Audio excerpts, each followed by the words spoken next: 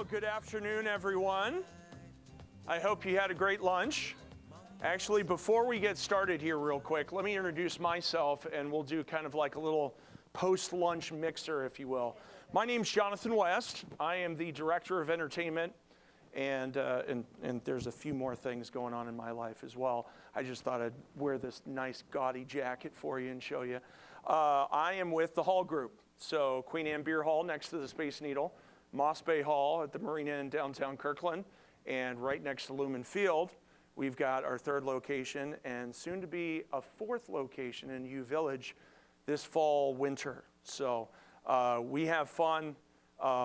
We love to do things a little bit differently and kind of push up against the whole, hey, staying to yourself, get to know somebody. So I would love everyone to stand, if you would, and meet someone that you don't know here and tell them what you had for lunch, okay? Let's do that here real quick, all right?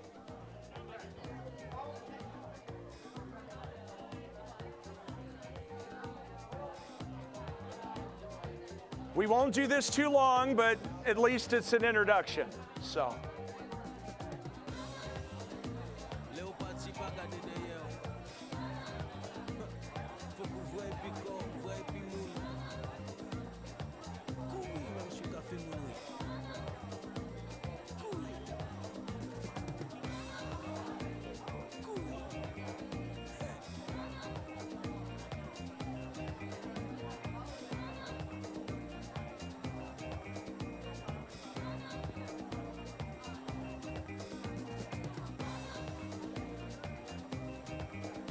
Well, that's great. I know we all can share. Let's wrap it up here real quick and kind of come back to the tables.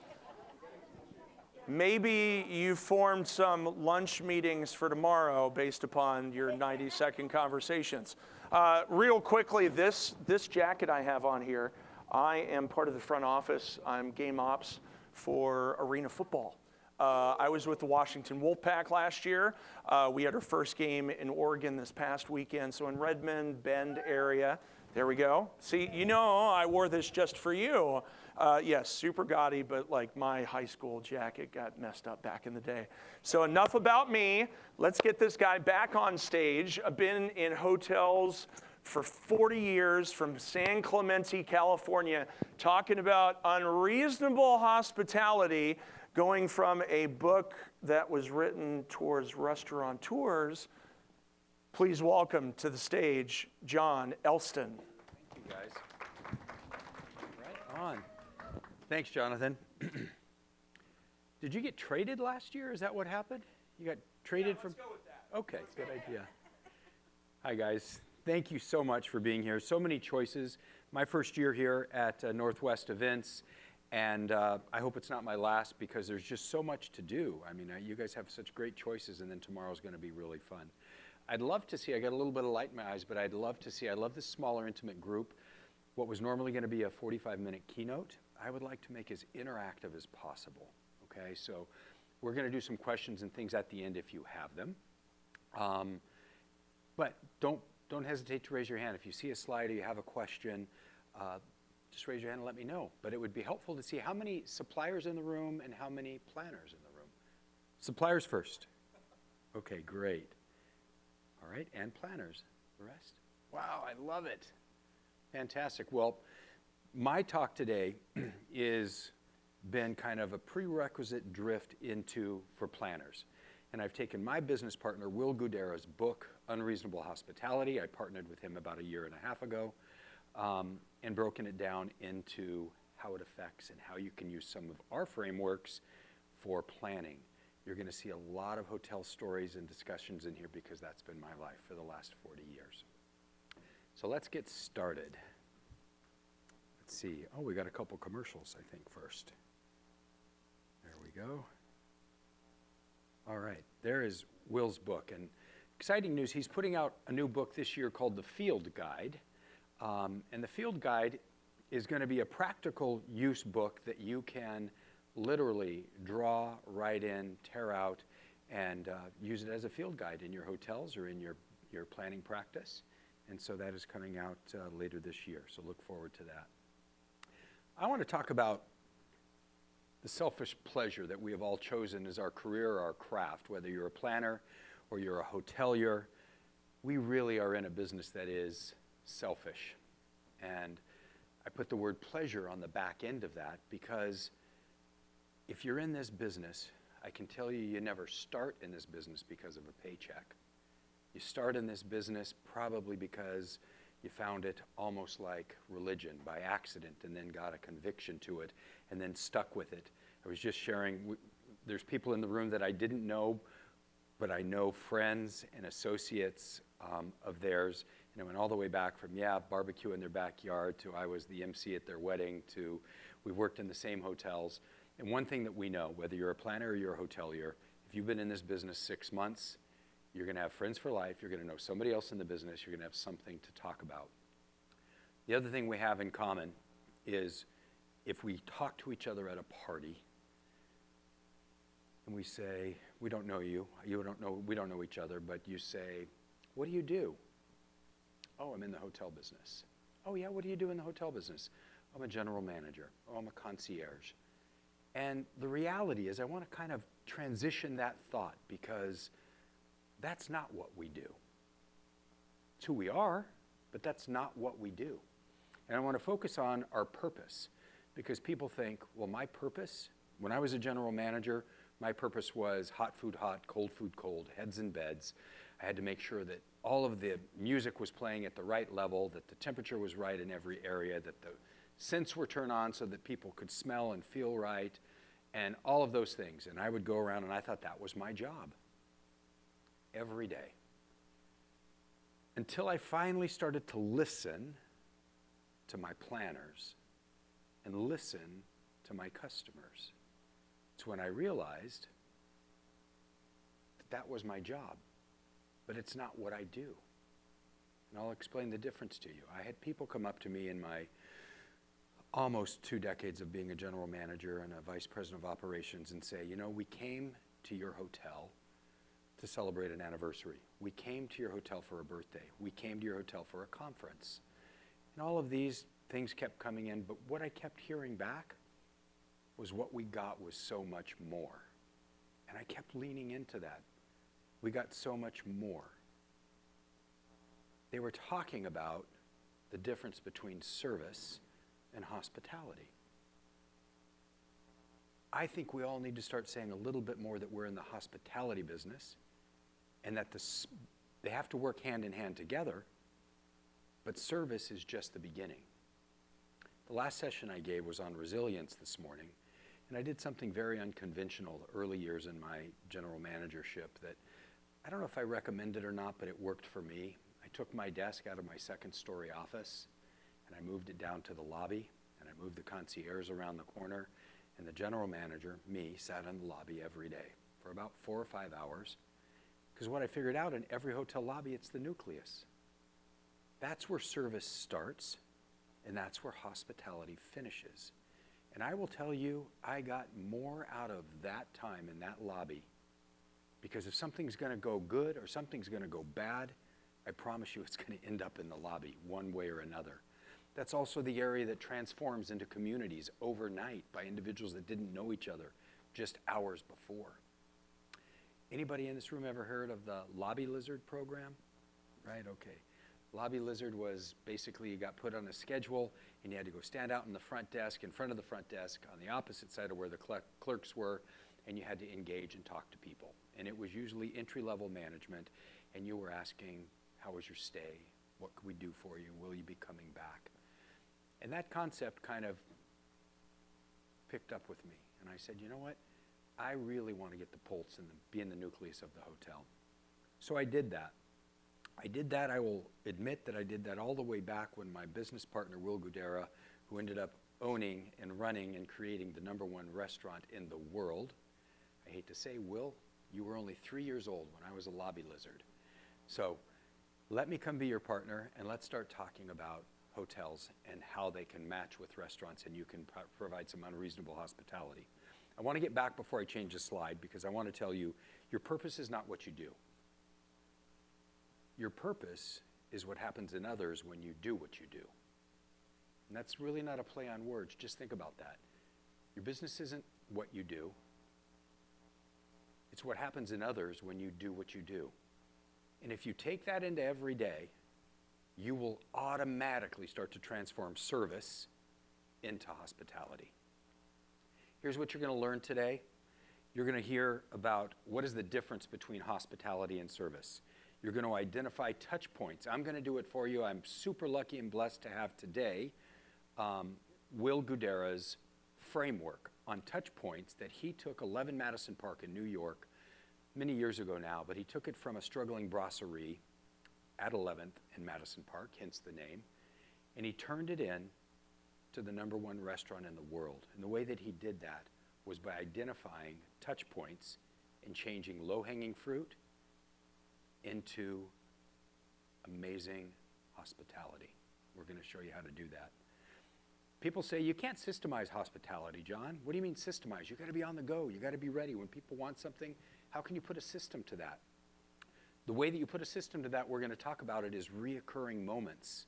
Anybody in this room have employees working for them? Show of hands, okay. This is super important because chances are those employees are going to be sometimes the first and last people to engage with your clients or with your guests. They'll also be in other hotel rooms and hotel ballrooms negotiating businesses. It's important that we touch on today the reoccurring moments, why we systemize hospitality, and then why it's so important to make people feel seen. We're going to get through all of that in the next 30 minutes. They say that if you can teach your kids one thing, some people will say, yeah, it's how to write a good prompt for ChatGPT now. It's how to be an engineer. It's how to be a doctor. The #1 thing in this MIT study, and MIT, they should be talking about a lot about technology. The #1 thing to be teaching your kids is how to be good storytellers. If you can become a good storyteller, you can sell anything, you can service anything, and most importantly, you can get people's attention and make them feel seen.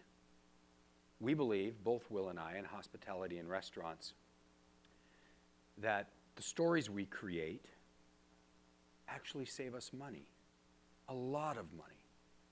Anybody have a guess on why great storytelling can save you money? It reduces your marketing budget. It reduces your sales budget.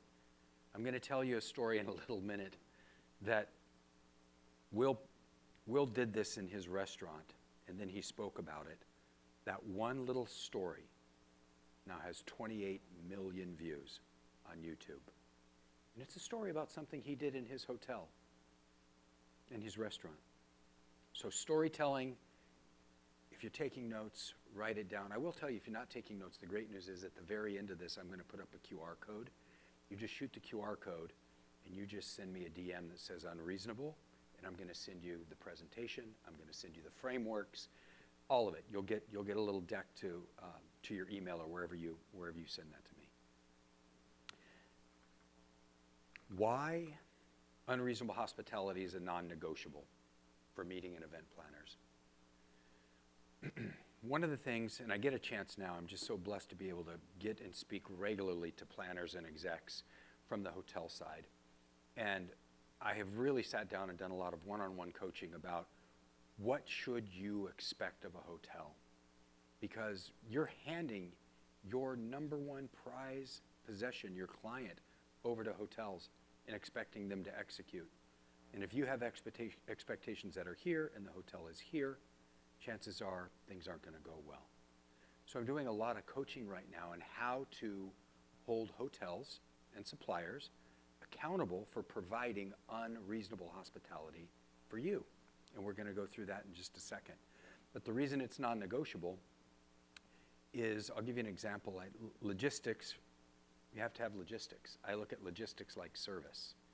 And then I look at what happens after the logistics that people remember. So you have to have service, you have to have logistics.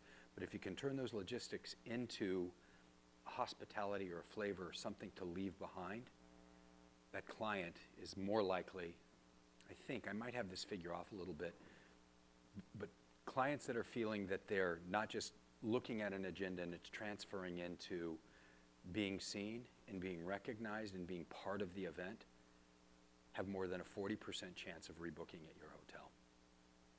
40% by just increasing, getting out of this is the agenda, I'm going to negotiate your BEOs, I'm going to negotiate the attrition clause, I'm going to take care of your contract, we'll oversee the rooming list. Those are all transactional things. And we're going to talk about how to move those over. When you create differentiation, guests remember how the way you made them feel. And here's an example. Our restaurant in New York, anybody from New York? Anybody been to New York? All right. I bet you didn't drive in New York, but if you do, the reason you don't drive mostly is because there's very little parking. It's very tough to find a parking spot. And every restaurant and every shop downtown is lined with meters, parking meters. This is a small story of how Will differentiated his restaurant. And by the way, when he was number 50 in the world, which is still a great accomplishment, but he went from 50 to number 1 and he kept the same chef. He went from 50 to number 1 and he kept the same staff. He went from 50 to number 1 and he kept the menu and the location at 11 Madison Park because he started doing things like this. The average check in Will's restaurant is about $3,500. You never get less than an 8-course meal, and it usually goes up to a 15-course meal of which you don't even select. It just starts to come. It's like Disneyland, one course after another, like one right after another, each getting better, and culminating with a check of about $3,500. Will was always in the front of the house. He was the front of the house guy, is the front of the house guy. What he noticed in the middle of winter, the gentleman at the table was always getting up about every 45 minutes in a 4-hour dining experience because he had to go feed the meter. It's just normal. These are people who do drive that are from New York. They get it, they understand, that's the way it is. You have a very great, gracious meter if it's 45 minutes because most of them are 20 and 30 minutes. One point of differentiation that not only got Will marketing, but people talking about and coming back, every shift that a captain checked in for, every shift, Will gave them a roll of quarters, and they put it in their apron. And they walked up to the table and said, please enjoy your entire night here. We'll be taking care of the parking meter for you. Hit his watch, and every 25 minutes he would go out and he'd put quarters in the meter. Now, logistically, some of you are thinking, hey, I'm a planner, I'm strategic, I know. How does he know where they parked? Where's the car? He's running up and down the street. How is that working? We're going to talk about that when we show you the touch points because it's all about gathering intelligence, and this is the systematizing. When we systematize hospitality, that's when the magic happens. So we had to gather that information up front because people were blown away.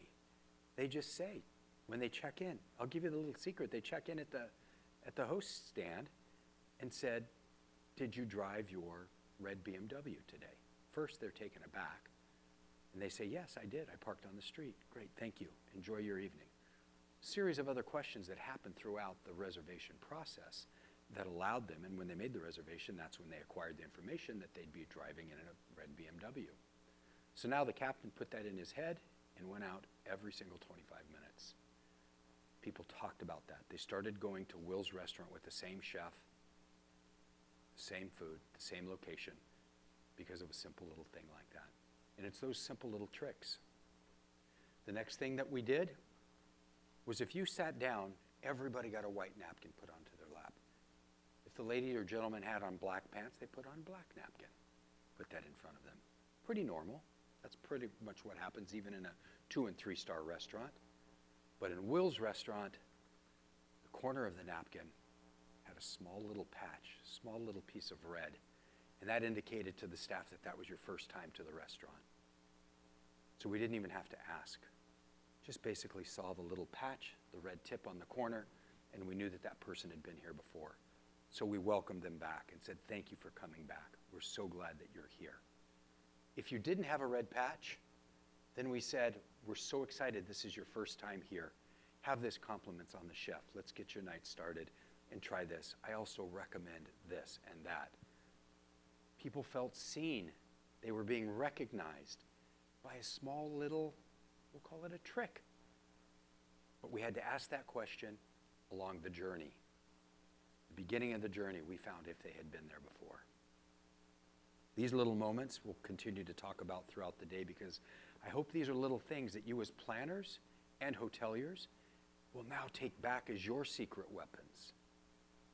Because imagine if that was happening to your client at a banquet or an event. Any of those things we just mentioned. Maybe you can only afford to do it. Maybe the group is too big, so you're doing it just for the executive committee. Maybe you're doing it just for the vice president or the CEO. Start somewhere and start to treat them differently. Make them feel seen. Make them feel heard. Everything I just told you right there that helped propel Will's Restaurant to #1 in the world cost pennies on the $100. Pennies. A few quarters and some stitching on a napkin. Just 2 things. Don't read that yet. Who read it? I'm taking that. Okay, don't read that because I just gave the answer. What is the difference between service and hospitality? Now someone's going to raise their hand because they read it. The difference between service and hospitality is service is black and white. You have to have service. Think of hospitality as technicolor. That is the color. That is the piece that makes people go, wow. I guarantee you, we have been to so many restaurants ourselves and so many events and conferences. I can't tell you, I went to a great dinner last night. I can't tell you what I ate. But I can tell you the way that I was greeted. I can tell you the way that the people made me feel, the company at the table, but I can't remember what I ate. How do you think you would feel if you're paying $3,500 and someone said, how was 11 Madison Park? You'd say, it was great. They put meters. They put quarters in the meter. They knew I was there for the first time. They handed me my coat back without even getting a coat check, right? Those are 3 things that don't happen anywhere else in the city of New York or anywhere else in the USA. Because Will and his team were listening. They listened first, they pick the low-hanging fruit, and then they activate. Anybody in this room left-handed? Come on, I can't be the only one. One, all right. I'm going to talk directly to you then, because here's what happens to us, right? I'm going to step down here. You got one more over there? Here's what we do. We sit down in the restaurant. First thing we do is this. Move everything around because everything's on the wrong side.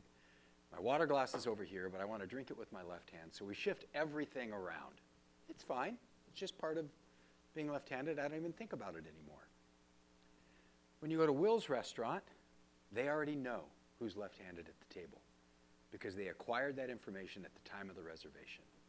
And when you sit down in your chair, your table is set up for a left-handed person. If you're not left-handed, you probably can't identify it with it as much. If you want to see what it's like, set it up left-handed and sit down and try to have dinner. But again, what does it cost? And this is, planners, what am I telling you? The hotel's going to tell you, oh, sure, we can do these things for you, but it's going to be an upcharge. Oh, it's going to cost you a little more money. Oh, I got a little more staff. I just shared 4 super secrets with you that are owned by the #1 restaurant in the world that any hotel, a DoubleTree, a Red Lion, a Hilton, a Hyatt, a Marriott, when you sit in those pre-cons or when you're sitting there negotiating the BEOs, elevate that you want to do some things unreasonable. Well, yes, ma'am. What would be unreasonable? I want you to be able to identify people who've never been to this hotel before. I'll tell you who they are. And you give them the list. I want you to do something different. When you do the room drop, I want you to put a personalized room drop in the room. One of the things we do, I'm going to shift over to the hotel side really quick. One of the unreasonable parts of hospitality that we did was we armed all of our housekeepers with little running kits. We didn't ask anybody if they ran. Does anybody in this room run? Any runners? Okay. Here's what runners do when they get into the room. They go for their run, then they take off their shoes and their socks and they lay them out so that they can dry. They take their sweaty or wet garments and they hang them over the chairs. You know the person's a runner. So instead of leaving them just a bottle of water or a note, put in a banana, put in a little running map, put in a note from the housekeeper that says, tomorrow morning, enjoy your next run. Here's a great running map for you to go follow. You cannot believe how many 5-star TripAdvisor reviews we've gotten from just watching and listening. One banana. And I guarantee you that story's being told. As soon as they go home, she's telling it to her husband. And her husband's saying, what? That's crazy. How did they know you were a runner? I don't know. They don't even know how we know. But we watch and we listen. These are things that you need to be telling that hotel general manager and that director of sales and that conference service person is, I want my people to be treated unreasonably. Sounds crazy. Anybody, anything I said in here crazy so far? It's not crazy. I'm going to tell you some crazy stuff in just a second. But service is black and white. Hospitality is Technicolor. All of these lists probably look really familiar to you guys. These are service transactional pieces for a planner. Every one of them is a necessity. I'm not encouraging any of you to take these off the list. Contract negotiation, attrition clauses, BEO review, guest journey mapping, VIP experience planning. You can see the list, all the normal stuff there. Check, check, check, check. We've got to do our job. We have to provide service. Go into your next meeting with your next negotiation with this list attached next to it. If you want my business, Mr. Marriott, Mrs. Hilton, I am coming to the table with some unreasonable requests. They're not unreasonable in what I'm asking you to do, but I want to add to my list what happens in the first 5 minutes after arrival. I want to do personalized room drops. Surprise and delight moments. We're going to talk about a couple of those that are just phenomenal, that people are still talking about years after Will first introducing them. The speaker sanctuary. Are there any other speakers in the room today?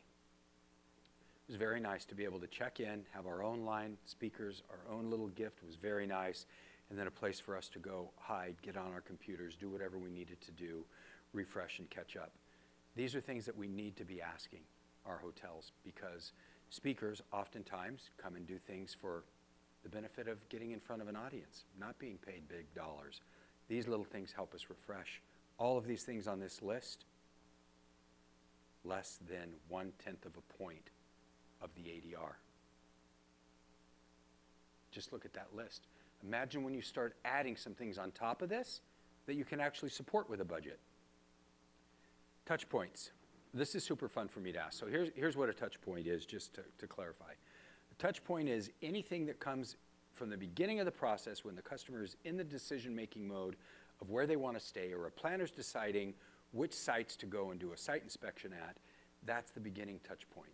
If you're a transient or a leisure guest, it starts before that when you're searching at home, okay? I'm going to ask you to put up your hands and keep them up until you think I've exhausted the amount of touch points that you encounter. First, let's do a restaurant. Let's do Will's restaurant. How many touch points do you think there? You think there are 10 touch points? Put up your hand. 20, 30, 40, 50, 60. 60 was the highest. 85 touch points in Will's restaurant. 85. Now, touch point can be anything from making the reservation, to checking your coat, to asking if you have allergies, to having the right towels in the bathroom, right? It just goes all the way through. You haven't even sat down yet, and I just touched 5 touch points. 85. 85 can be a little bit exhausting. You're not supposed to read this. This is just an eye chart, but I did bring Will's customer journey because I wanted you to see. His staff came up with 20. He said that's not enough. They came up with 30. They came up with 40. They came up with 50. They finally got to 85, and Will said, okay, we're going to back this down because I want this to be reasonable. I want it to be realistic, and I want us to pick the low-hanging fruit, right? What are the easy things for us to do? What are the disastrous things that always cause us problems? And what are the high points? On this chart in front of you, you're going to see 36 touch points throughout an experience at the #1 restaurant in the world. The next slide, I'm going to press a button, and I'm going to highlight. I expand it. So this is the same customer journey map except blown up so that you can see the number one and the very first thing, which is an overlooked touch point. Overlooked is what runs right on the center plane there. That's when the guest books the reservation online. To Will and his team, this is the number one opportunity to provide unreasonable hospitality. You might think it's a little bit Big Brother-ish, but you're going to the number one restaurant in the world. So do you wince when they say, do you have a time to be back to see the babysitter? Because what they figured out in a reoccurring moment, couples that come in New York, 85% of them had to get home to a babysitter. So once they figured that out, when people were nervous and anxious to get out, they put it on the question line for the hostess to ask, or the reservationist when they're booking the reservation. Will you be driving? Yes, I'll be driving. Fantastic. We'd like to make a note of your car because we have a relationship with the local police and they won't ticket you. They get all the information. It takes about 4 minutes to do the reservation. By the time you get done, you have everything you need to pull off 11 experiences that will blow people away in a 4-minute call. Think about those things. What I do outside of talking about this is I get the opportunity to sit down and develop these maps for hotels and for planners and for conference givers, and we create your own custom map. I want you to be thinking about that because if you do hit that QR code, you're going to get these. They're going to be Will's restaurant. They're going to be one of my hotels, but you can fill in the blanks. Just put it in. Start filling it out. Sit down with your team. You'll come up with your own customer journey map. So I picked one right there on the overlooked line. And then I picked the highest one on the chart. Not a big surprise, right? The best thing in a restaurant is when the food comes. Finally, it's here. That's the high point. You don't have to worry about the high points as long as the food is coming and the food is good. Don't spend a lot of time on the very top end. But guess where you're going next? What is when the air gets sucked out of the room and Disneyland closes is when they put that check down in front of you and a party of 2 pays $3,500. A party of 4 pays double. A party of 8 pays quadruple. Now it's kind of like, oh, this is life. It's real. We got to go home now. The restaurant's closed. Our experience is over, and we spent a lot of money. Will identified that as we've got to find a way to make this easier for people. I'm going to come over to this table, and I'm going to show you what they do. Can I use your cup for a second? Sure. All right. So I'm going to be Will, who's delivering you the check. Will comes to the table with the finest bottle of cognac, finest bottle in the world. And he sets it down here in front of you. And he says, here's your check. Don't rush. This table is yours for the rest of the night. We'll be here for a couple hours closing and cleaning up. And then he takes the cognac and he pours a little bit, a little splash in everybody's glass. And the people are just like. And then he says, without them saying a word, this is on us. Enjoy as much of this cognac as you want tonight. Thank you for coming. I get goosebumps still standing here telling you about that. I do. I've told this story 1,000 times. Because it's evoking, I'm seeing you. You're being seen. We're engaging, and your mind is off of that $3,500 check. And you're looking at your partner saying, you just gave us a $700 shot of cognac. We called him crazy. We called Will crazy. You're going to break us. What are you, crazy? You're giving away that. If they drink that whole bottle of cognac, that's $3,000. He says, if they drink a bottle, we'll stop doing it tomorrow. Guess what? 1% ever drink more than the splash. 1%. How many do you think are telling that story?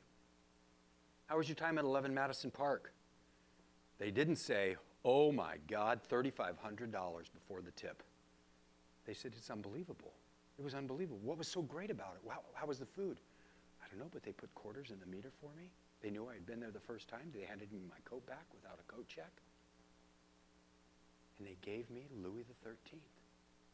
They gave it to me. I saw it on the menu. It's Louis XIII Firewater. It's $700 a shot. Oh, they didn't give that to you. Yeah, they gave it to me. They put it at the table. And a couple next to me, they were there for an anniversary. They got 2 stemmed champagne tulips from Tiffany's in a Tiffany blue box. The restaurant didn't even know it was their anniversary.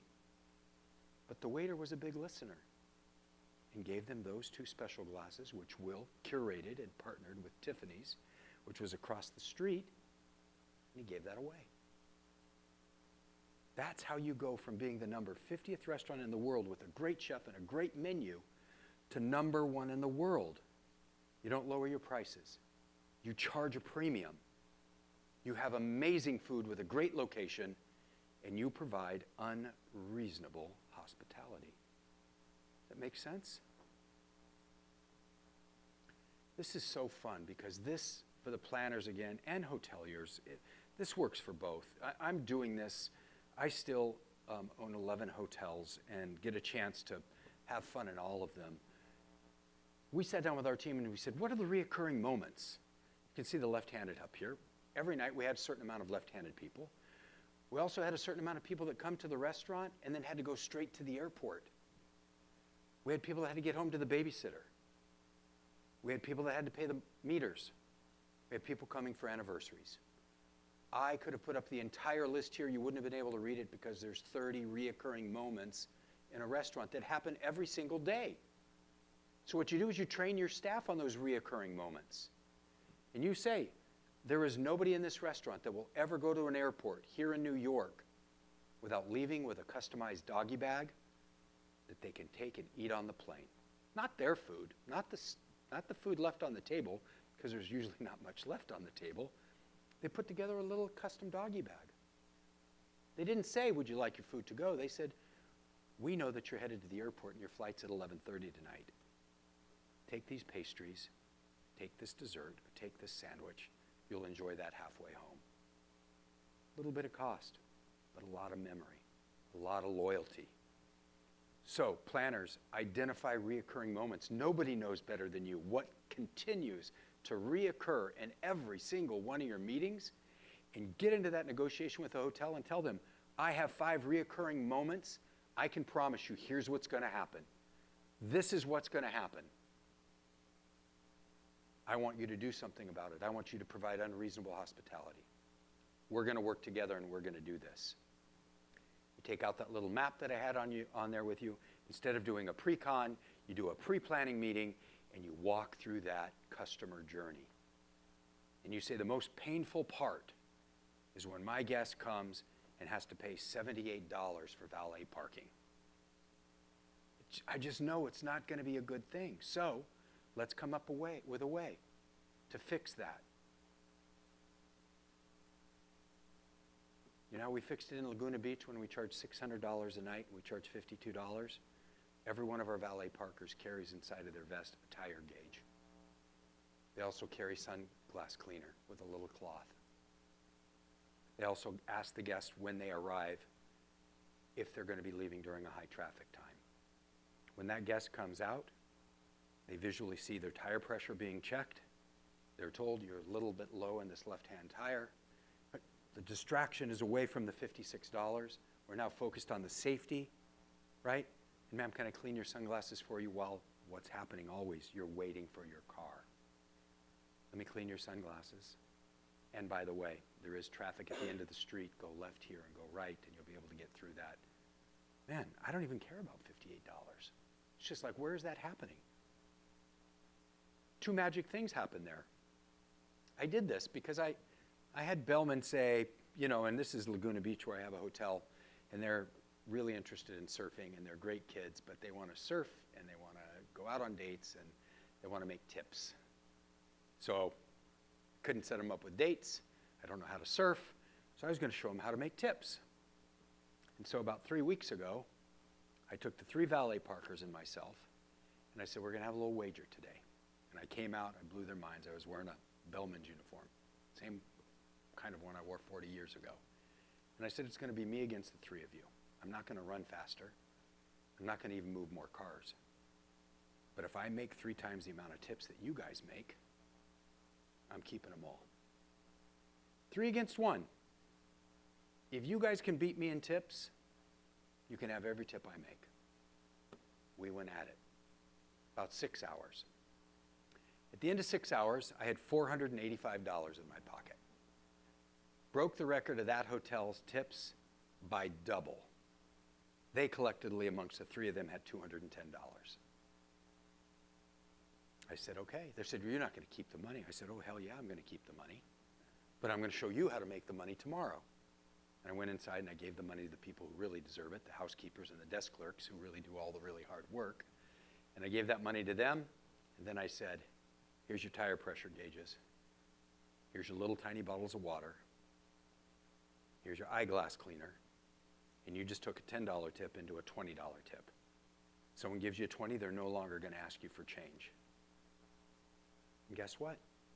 They made more money. Guests stopped complaining. And they started saying good things about the hotel. This is super fun here. Because you guys been to restaurants, right? And oh, I just love your lasagna. I love your pizza. Could I get the recipe from the chef? Oh, no. We can't give you the recipe.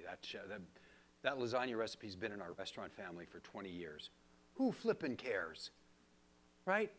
My mom going to go into the lasagna business because she wants to? Who cares? Okay, it's the law of abundance. I'd love people making great lasagna. I'd love them making my lasagna or my chef's lasagna.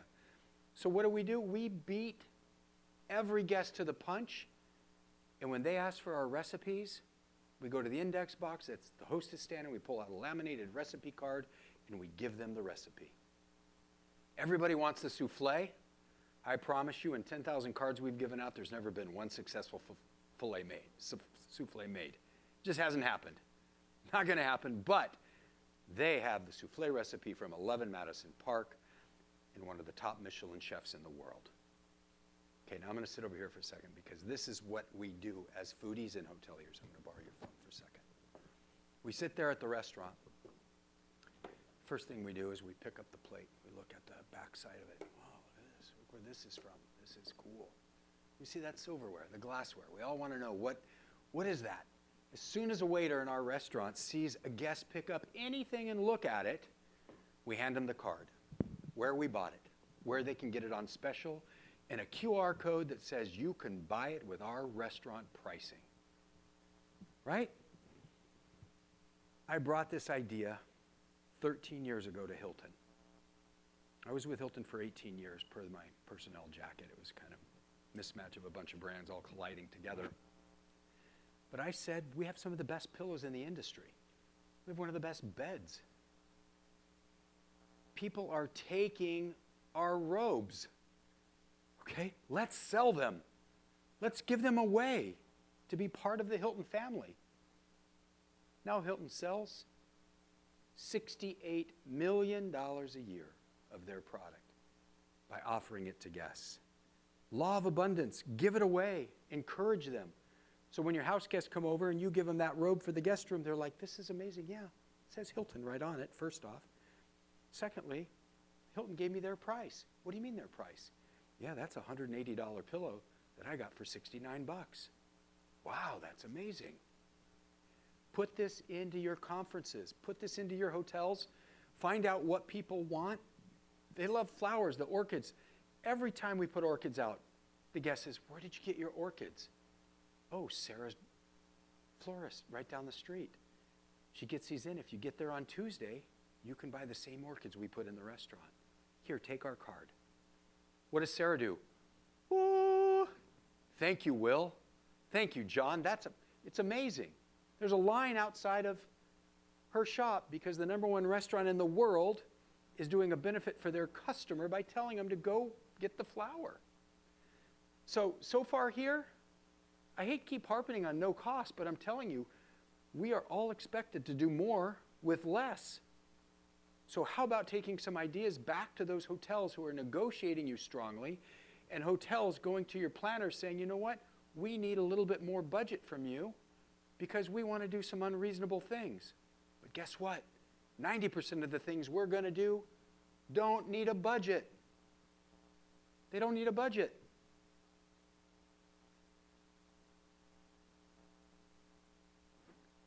I've been talking a lot about making customers feel seen. There's only really two things I want you to take away from today. And the first one I opened with and I'll close with it. But the second one is hospitality is about making people feel seen and feel heard. I'm really nervous I speak on two things, really just two things. I speak on hospitality, and because I can't keep people away, I'm beating them off with a stick. I spoke 4 times last week on AI and building AI frameworks. I love it and I hate it because I am a hotelier. I'm a hospitality person. So I am building frameworks where AI is Robin, not Batman. The hotel is Batman. You are Batman. Robin never saved Gotham City. Robin never drove the Batmobile. Robin isn't going to take Batman's job, but without Robin, Batman's going to get his butt kicked one of these days. Something's going to happen to him. So you got to think about it like that. When you're using AI and you're putting this stuff into play, it should be going into play with a focus on making sure people are being seen by whatever you implement. Whatever you implement needs to be taking something away from an employee that is being pulled out of the guest range or view or area of hospitality to make service and hospitality better. If you start recommending that to your general managers and your VPs and your founders and your leaders of your planning organizations, you are going to win. I promise you. I'm going to close out with 2 minutes left here. We've got a little bit of time for questions. There may or may not be. This is what I opened with, but just remember, your purpose is not the thing that you do. It's the thing that happens in others when you do what you do.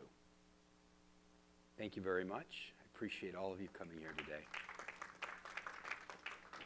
Do we have any questions for John?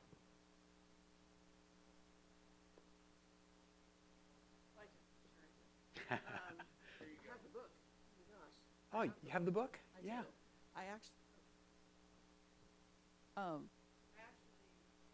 the book, Uh-huh. and I did there was something in the book, or somebody read the book, and they memorized all the names of the attendees, the guests coming Yeah. to. So we did it we have a large corporate client, and so all of my staff memorized. We did this whole meeting, and we had to memorize all the CEOs and their names and their spouses.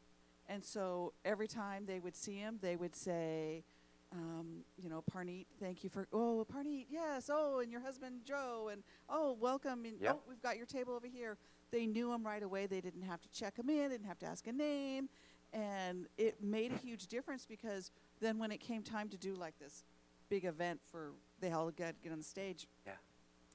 they like gleaned to us because they thought, oh, you all know you know us. Yeah. And it was really interesting. That is cool. And it really made a huge That's a hard one, too. It was very hard. Yep. I'm telling you, it was very hard for me. Yep, because people learn differently, and you've got to come up with a few tricks on how Yeah. to do that, and you need some communication techniques and even Yep. signals, Yeah. and signs.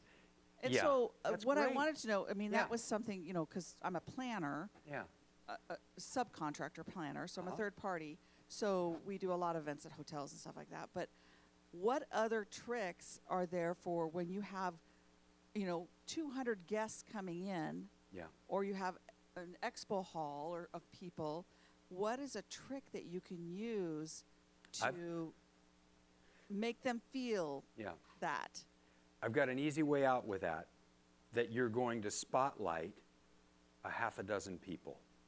Because when you spotlight a half a dozen people, people around that person feel the energy, they get the recognition, they even get the acknowledgement. What you did is very noble and very, very hard to do for anything more than even a table of 12. And we started with tables of 4, and then we went to tables of 6, 8, 10, 12. And then it just gets too hard, especially in a 15-course restaurant, right? But what we started to do, and I just did this last week to a very large group. There were 500 people in the audience. They were all auto salesmen. They sold cars. Before I went in there, I asked the planner, please give me 3 people's names that'll be in the room. I just want their names. It almost felt like a magic show when I was doing it, but I knew it wasn't magic. I was doing the work beforehand. It took me 4 minutes on each name, and I knew intimate details about 4 people in the room. And I had procured a special little gift of 2x2 magnets that I had to have a magnet business, so it was easy for me to make the magnets. But I called them up on stage and I said, have we ever met? And they said, no. And I said, Cedric, this is my gift to you. Thank you for being here. Everybody in the room was getting to be part of that. When he opened it up and he saw the picture of his 100-year-old mother, a picture of his anniversary and the day that he played in the Rose Bowl 20 years before. This 300-pound man stood on stage taking magnets that cost me 37 cents each to make, and he cried. And people in the audience cried because I was identifying the whole group. And then as I stepped down from the stage, I said, Sarah, this package is for you. They already knew what was in there. So it's noble that you do the entire room or the entire table, but if you can make one person or two people at that table feel special, heard, and seen, everybody else feels heard and seen. And that gives me goosebumps too, all the way down my leg, because it's just picking those moments to make people feel seen. That's a great question. Thank you. Anybody else? Yes, ma'am. Yeah, so Hi, John. I'm Hi. Shannon Wallace, and I am a friend of Sharon Andrade's. Oh my gosh. And so I knew nothing about this book Uh-huh. or you before I got here today. But then she told me about it, and I thought, I want to come and hear what you have to say in this space. I am not in the world of hospitality. I mean, Okay. in the sense of like restaurants and Yep. hotels. Okay. I do have some clients in that space. I Do you mind? Can I ask what space you're in? What do you- I do leadership development and organizational change work. Fantastic. I think anybody would Yeah. benefit from what you're talking about. I Yes, think we ma'am. all, if we could show every person a little more unreasonable kindness, Yeah. I think we would have a much different world. Yes. And I take so much from what you're sharing with respect to how I work with my own clients. Yes. And how can I bring them unreasonable I love it. experiences. So thank you very much. You're I got a welcome. lot out Thank of you this. so much. I want to caveat on that because I'm a hotel guy. It's what I know. It's what I've done. Yes, I've done restaurants, but I just spoke to 500 car dealers. The week before, I was speaking to realtors. And I just walked them through the process. What are reoccurring moments? I'll tell you one for a realtor really quick, was when they sold a house, what do they normally do? A cheap bottle of champagne and maybe some strawberries in the refrigerator when you get your brand new $1 million house, okay? You know what really resonated?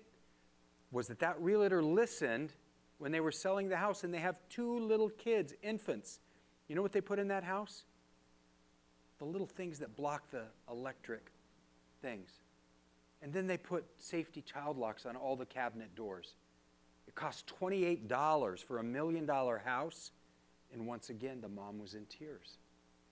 The car dealership, they put a Starbucks card in the glove box for $10 Starbucks card. And in the back where the spare tire is, they put a pair of gloves and some hand soap and said, a little card. We hope it's taken you years to find this, but we know that this isn't a good day.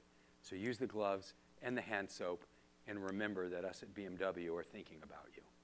That came from Unreasonable Hospitality and me sitting down with the team saying, what's the number one problem? How can you differentiate yourself? So it doesn't matter what your business is. I don't know what I'm going to do. Next week I'm talking to thoracic surgeons. I don't know what I'm going to tell them, but I'm going to figure something out that's unreasonable for that group too. Thank you again very, very much. I so enjoyed being here. Thank you. Unreasonable but awesome hospitality. you, Give it brother. up one more time for Thank John you. Elston.